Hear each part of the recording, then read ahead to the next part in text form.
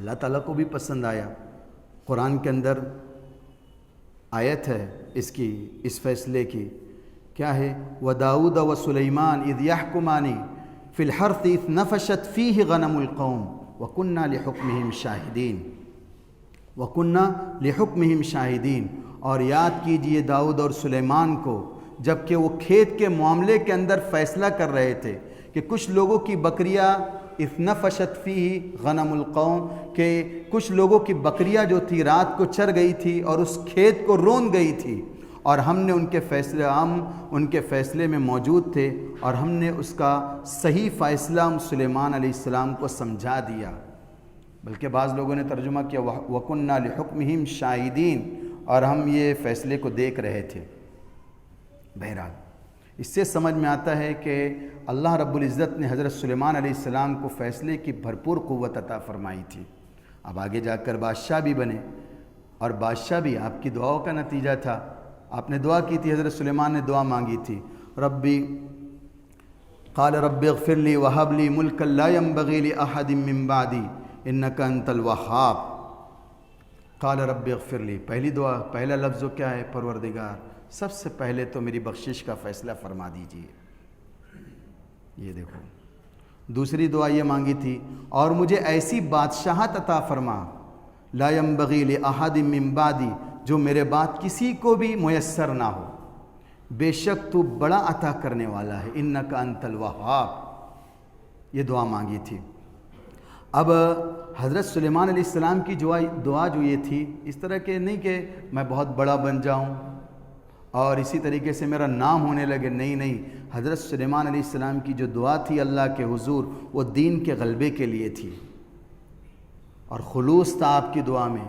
تو اللہ رب العزت نے آپ کی دعا کو قبول فرمایا اور انہیں عظیم الشان حکومت عطا فرمائی، اور ایسی حکومت عطا فرمائی جو کسی کو نہیں ملی تھی۔ آپ ہفت اقلیم کے بادشاہ تھے، دنیا کی ہر شے آپ کی تابع دار ہو گئی تھی، وہ ہواؤں کو حکم دیتے تھے، وہ چلنے لگتی تھی، اسی طریقے سے چرندے پرندے سب آپ کی تابع داری کرتے تھے، حتیٰ کہ سرکش جنات ہر وقت تو آپ کے حضور ادب سے کھڑے رہتے تھے اور حکم کے لیے منتظر رہتے تھے، اور جو شیاطین تھے جو لوگوں کو پریشان کرتے تھے، فتنہ و فساد پھیلاتے تھے، تو ان کو زنجیروں میں جکڑ دیا کرتے تھے۔ قرآن میں اس کا بھی تذکرہ ملتا ہے، وَلِسُلَيْمَانَ الرِّيحَ غُدُوُّهَا شَهْرٌ وَرَوَاحُهَا شَهْرٌ وَأَسَلْنَا لَهُ عَيْنَ الْقِطْرِ وَمِنَ الْجِنِّ مَنْ يَعْمَلُ بَيْنَ يَدَيْهِ بِإِذْنِ رَبِّهِ وَمَنْ يَزِغْ مِنْهُمْ مِنْ أَمْرِنَا نُذِقْهُ مِنْ عَذَابِ السَّعِيرِ۔ چنانچہ آپ کو جو بادشاہت عطا کی گئی تھی ہواؤں پر بھی تھی، اور ہوا آپ کے تختوں کو لے کر اڑا کرتی تھی۔ حضرت حسن بصری رحمۃ اللہ علیہ فرماتے ہیں کہ جو ہوا کو آپ کے تابع میں قرار دیا تھا اللہ تعالیٰ نے، وہ کس وقت پیش آیا؟ ایک وقت تو آپ لشکری جو گھوڑے تھے اس کی دیکھ بھال کر رہے تھے، اس میں مصروف تھے، غلہ اور چارہ ان کو کھلا رہے تھے، تو کیا ہوا؟ نماز کا وقت، عصر کی نماز کا وقت تھا، وہ فوت ہو گیا آپ سے۔ اب چونکہ اس کون سی چیز غفلت کا سبب بنی تھی؟ گھوڑوں کی نگرانی، لہٰذا انہوں نے کیا کیا؟ ان خوبصورت اور بیش قیمت گھوڑوں کو ذبح کر دیا کہ ان کی وجہ سے، ان کی نگرانی کی وجہ سے میری عصر کی نماز فوت ہو گئی ہے۔ جب حضرت سلیمان علیہ السلام نے بیش قیمت اپنے قیمتی گھوڑوں کو ذبح کر دیا تو اللہ تعالیٰ کو یہ ادا پسند آئی۔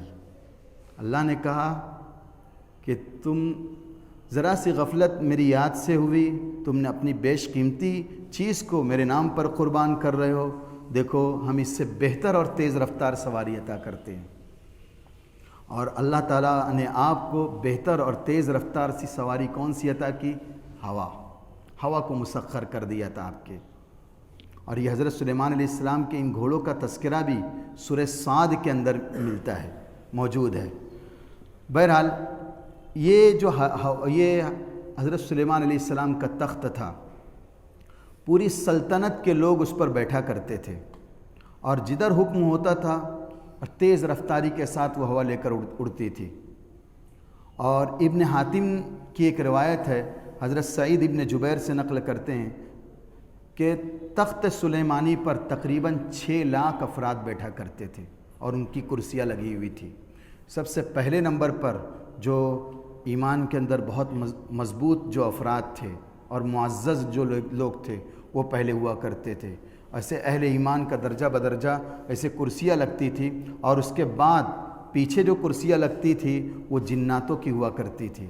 اور پھر پرندوں کو حضرت سلیمان علیہ السلام نے حکم دیا تھا کہ اس تخت پر سایہ کرو تاکہ دھوپ کی تپش ان پر نہ لگے۔ پھر وہ پرندے جہاں سایہ کیا کرتے تھے، پھر جہاں حکم ہوتا تھا اس ہوائی سفر کے ذریعے سے حضرت سلیمان علیہ السلام پہنچ جاتے تھے۔ کہا جاتا ہے کہ حضرت سلیمان علیہ السلام جب اس ہوا کے ذریعے سے سفر کیا کرتے تھے، پورے راستے میں اپنے سر کو جھکا کر اللہ کے ذکر میں مشغول رہتے تھے اور اللہ کا شکر ادا کرتے تھے، اپنی بادشاہت پر، اللہ تعالیٰ کی طرف سے ملی ہوئی نعمتوں پر اللہ تعالیٰ کا شکر ادا کرتے تھے۔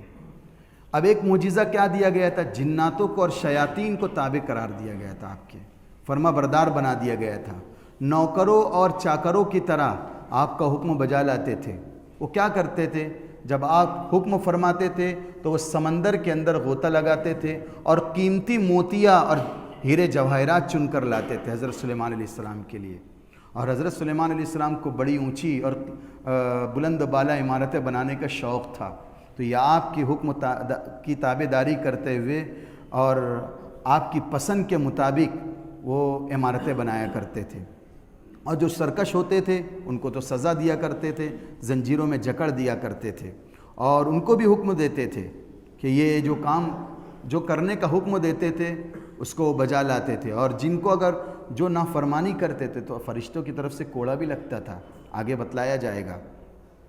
بہرحال کچھ لوگ ایسے تھے جناتوں کے اندر سے جو تابعداری کرتے تھے، حکم بجا لاتے تھے حضرت سلیمان علیہ السلام کا، جو بولو وہ، اور کچھ لوگ ایسے تھے بظاہر وہ حکم کی بجاوری کرتے تھے لیکن ان کے ارادے بھی ٹھیک نہیں تھے، وہ موقع ڈھونڈتے تھے آپ کو ستانے کا، آپ کو پریشان کرنے کا، اہل ایمان کو پریشان کرنے کا۔ تو پھر وہ اللہ رب العزت نے ایسے فرشتوں کو مقرر کیا تھا، ان کے جیسا ارادہ ہوتا تھا، جیسا مقصد ہوتا تھا تو پھر ایک کوڑا لگتا تھا۔ قرآن کے اندر بھی اس کا تذکرہ ہے، وَمِنَ الْجِنِّ مَن يَعْمَلُ بَيْنَ يَدَيْ بِإِذْنِ رَبِّهِ، اور جناتوں میں سے کچھ لوگ ایسے تھے جو ان کے سامنے اپنے رب کے حکموں کے مطابق حکم بجا لاتے تھے، اور اس میں سے کچھ ایسے ہوتے تھے جو سرکشی کرتے تھے، پھر ہم کیا کرتے تو نُذِقْهُ مِنْ عَذَابِ السَّعِيرِ، تو پھر وہ ایسا کوڑا مارتا تھا فرشتہ جس سے وہ جل کر خاک میں مل جاتے تھے۔ اور اسی طریقے سے ایک معجزے کا تذکرہ ہوا ہے، وہ کون سا معجزہ ہے؟ وَأَسَلْنَا لَهُ عَيْنَ الْقِطْرِ، قرآن کریم بتلاتا ہے کہ ہم نے ان کے لیے تانبے کا چشمہ بہا دیا تھا۔ تانبا سمجھتا ہے نا، جیسے پانی کا چشمہ ہوتا ہے، اسی طریقے سے تانبا پگھل کر ان کے سامنے بہتا تھا، ان کے سامنے بہت بڑا معجزہ تھا۔ اور جو جنات ہوا کرتے تھے وہ اس میں سے تانبے کو لے کر بڑی بڑی دیگیں بناتے تھے، دیگ بناتے تھے، برتن بناتے تھے، اور بحری جہاز تیار کیا کرتے تھے، اور باقاعدہ بڑے پیمانے پر سلیمان علیہ السلام نے بحری جہاز کے ذریعے سے وہ تجارت کا سلسلہ شروع کیا تھا، یہ ملتا ہے کتابوں کے اندر۔ بہرحال تو یہ پگھلی ہوئی دھات کا یہ جو چشمہ آپ کے لیے بہا دیا گیا تھا، یہ بھی ایک بہت بڑا معجزہ تھا۔ اور پھر ایک معجزہ جس کا ذکر ہوا تھا، اللہ تعالیٰ نے حضرت سلیمان علیہ السلام کو تمام جانوروں پر حتیٰ کہ بلوں میں رہنے والی چونٹیوں پر بھی حکومت دی تھی، اور ان کی بولیوں کو سمجھتے تھے۔ وَعَلَّمْنَا لَهُ مَنَاطِقَ الطَّيْرِ، ہم نے ان کو سکھا دیا تھا، کیا سکھا دیا تھا؟ پرندوں کی بولیاں، کہ وہ پرندوں کی بولیاں سکھا دی گئی تھی۔ چنانچہ سورہ نمل کے اندر آتا ہے کہ آپ حضرت سلیمان علیہ السلام گزر رہے تھے راستے سے، اپنے لشکر کے ساتھ تھے، دیکھا کہ چونٹیاں ہیں چند، ان کا جھنڈ ہے، غول ہے، اور ایک کے بعد دیگر اپنے بل کے اندر جا رہی ہیں۔ کیا دیکھتے ہیں؟ وہ کیا سن لیتے ہیں کہ جو ان کی ملکہ تھی، جو بڑی تھی چونٹیوں کی، وہ سلیمان علیہ السلام کا لاؤ لشکر آتے ہوئے دیکھ کر اپنی ساتھیوں سے کہنے لگی، یا ایھا النمل ادخلوا مساکنکم، اے چونٹیوں کی جماعت تم بلوں کے اندر داخل ہو جاؤ، لا یحطمنکم سلیمان وجنودہ وہم لا یشعرون، کہیں تم کو سلیمان اور اس کا لشکر اپنے پیروں تلے رون نہ دے۔ اور تم کو اس کی خبر بھی نہ ہو۔ جیسے ہی حکم ملکہ کی طرف سے اپنی ساتھیوں کو ملا، سلیمان علیہ السلام نے سن لیا، دور سے پاس بلایا، میں اللہ کا سچا نبی ہوں، عدل و انصاف کرنے والا نبی ہوں، میں جس طریقے سے انسانوں پر ظلم نہیں کرتا تو اللہ کی مخلوق پر کس طریقے سے ظلم کر سکتا ہوں؟ کیا مجھے علم نہیں ہوگا کہ تو ہے، تیرے یہاں پر تیرے خاندان کے افراد ہیں یہاں پر، اور میں اور میرا لشکر رون دیں گے یوں ہی؟ میں تو عادل بادشاہ ہوں۔ تو کیا کہا چیونٹی نے سلیمان علیہ السلام سے؟ کیا کہا تھا سلیمان؟ میں نے جسموں کا روننا مراد نہیں لیا تھا، بلکہ دلوں کا روننا مراد لیا تھا، کہ دل نہ رون دیے جائے۔ کیا مطلب اس کا؟ اس کا مطلب یہ ہے کہ آپ عظیم الشان بادشاہ، اور اللہ تبارک و تعالیٰ نے آپ کو اتنی چیزوں سے نوازا، ہواؤں پر حکمرانی عطا فرمائی اور شان و شوکت والا بنایا۔ انسان جو آپ کی حکمرانی کے اندر بڑے خوش ہیں اور بڑے ناز و نعم کے اندر ہے، یہ دیکھ کر چونٹیوں کے دلوں کے اندر یہ آتا ہے کہ ہم حقیر سی مخلوق ہے، اپنا رزق تلاش کرتی ہے، بلوں میں چلی جاتی ہے، ہم کو کیا نعمتیں ملی۔ ان کے دل کے اندر ناشکری کا جذبہ پیدا ہو جاتا۔ تو میں نے آرڈر دیا تھا اپنی ساتھیوں کو، بلوں کے اندر چلے جاؤ، تاکہ جب لاؤ لشکر قریب آئے گا تو اس کی شان و شوکت، ان کے اندر جو نعمتیں ہیں وہ تم کو نظر نہیں آئیں گی، تو ناشکری کا جذبہ پیدا نہیں ہوگا۔ تو میں جسموں کا روننا مراد نہیں لی تھی، بلکہ دلوں کا موننا مراد لی تھی۔ حضرت سلیمان علیہ السلام نے کہا کہ یہ تو بڑی پہنچی ہوئی معلوم ہوتی ہے۔ کہا اذنی ایتھا النملہ، کیا کہا؟ اذنی ایتھا النملہ، اے چونٹی ذرا مجھے نصیحت کر دے۔ اب چونٹی حضرت سلیمان علیہ السلام کو نصیحت کر رہی ہے۔ کیا نصیحت کر رہی ہے؟ پہلی نصیحت، آپ کو معلوم ہے آپ کے والد کا نام داؤد کیوں ہے؟ حضرت سلیمان نے کہا نہیں معلوم ہے۔ بتلائیے کیوں داؤد ہے؟ تو کہا آپ کے والد کا نام داؤد اس لیے رکھا گیا کہ وہ اپنے دلوں کے زخموں کی دوا کر لیا کرتے تھے، یعنی اللہ کے ذکر سے اپنا دل تر و تازہ رکھا کرتے تھے، یہ اس لیے۔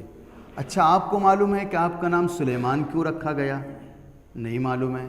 یہ ہمارے یہاں عربی میں ایک کتاب پڑھائی جاتی، نفحۃ العرب، عربی کی کتاب ہے، دارالعلوم دیوبند کے مولانا اعزاز صاحب ہے، ہاں اس وقت کے ناظم تعلیمات تھے، انہوں نے وہ کتاب جمع کی ہے، مختلف جگہ سے واقعات اس کے اندر عربی کے اندر جمع کی ہے۔ یہ واقعہ پورا موعظۃ النملہ یہ عنوان ہے، اس کے تحت یہ واقعہ ہے۔ آپ کو معلوم ہے سلیمان کیوں نام رکھا گیا؟ وہ چیونٹی نے کہا نہیں مجھے معلوم نہیں۔ اس لیے سلیمان نام رکھا گیا کہ آپ دل کے بہت اچھے ہیں، آپ سلیم القلب ہے، آپ کا دل سلامت رہنے والا ہے، اس لیے آپ کا نام سلیمان رکھا گیا۔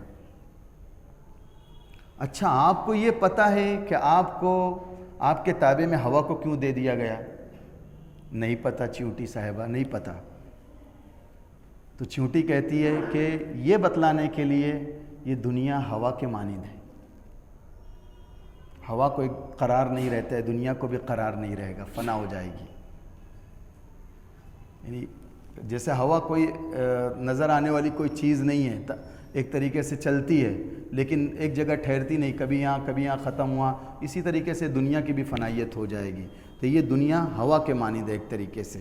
بہرحال یہ حضرت سلیمان علیہ السلام کو جو ہے یہ حکومت دی گئی، یہ معجزے دیے گئے تھے۔ کیا؟ یہ پرندوں پر بھی حکومت تھی، چیونٹیوں پر بھی حکومت تھی۔ حدود کا تذکرہ تو بہت مشہور ہے حدود کے بارے میں۔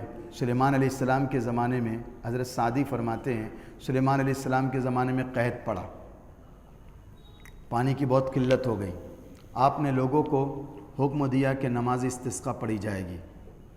اب سب لوگ نکلے نماز پڑھنے کے لیے، میدان میں گئے تو وہاں کیا دیکھتے ہیں؟ سلیمان علیہ السلام پہلے سے ہی ایک چیونٹی جو ہے اپنے پیر پر کھڑی ہو کر اللہ تعالیٰ سے دعا کر رہی ہے، اے اللہ میں بھی تیری مخلوق ہوں اور میں بھی تیرے فضل کے بغیر نہیں رہ سکتی، اے اللہ تو اپنے آسمان سے بارش برسا دے۔ یہ سن کر حضرت سلیمان علیہ السلام سنیں، اپنے ساتھیوں کو حکم دیا واپس لوٹ جاؤ اور بارش ہو جائے گی۔ اب اللہ رب العزت نے اس چیونٹی کی دعا سن لی ہے۔ ہمارے لیے کتنی چیزیں دعائیں کرتی ہے، طالب علموں کے لیے کرتی ہے، نمازیوں کے لیے کرتی ہے، قرآن کی تلاوت کرنے والوں کے لیے کتنی چیزیں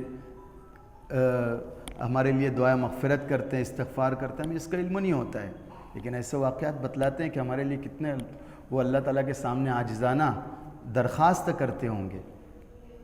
تو یہ نیک بننا، نیک کام کرنا، یہ بہت بڑی اونچی چیز ہے۔